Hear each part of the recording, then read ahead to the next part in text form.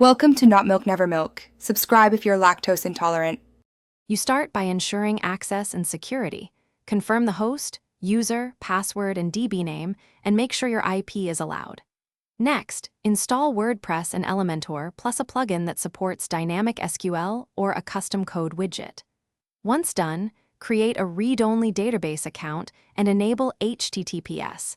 This protects credentials and limits risk. Now you have the essentials to connect safely. Make sure prepared statements are available so you can fetch rows without exposing. You now build the middle layer that talks to the database. Write a concise, parameterized SQL query or a stored procedure to fetch the fields you need.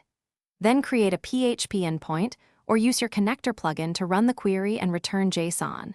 This isolates DB logic and simplifies front-end use. Once the JSON is available, map its keys to Elementor dynamic tags or configure a custom widget so the page reads structured data. This separation improves performance and security. You finish by rendering and optimizing.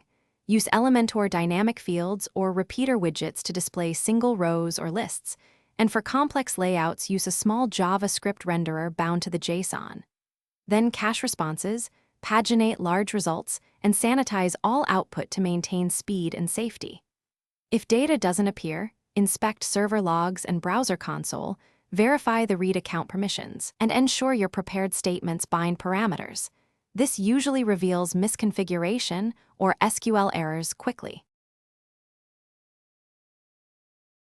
Thanks for watching. If this was helpful, leave a like and consider subscribing. See you next time.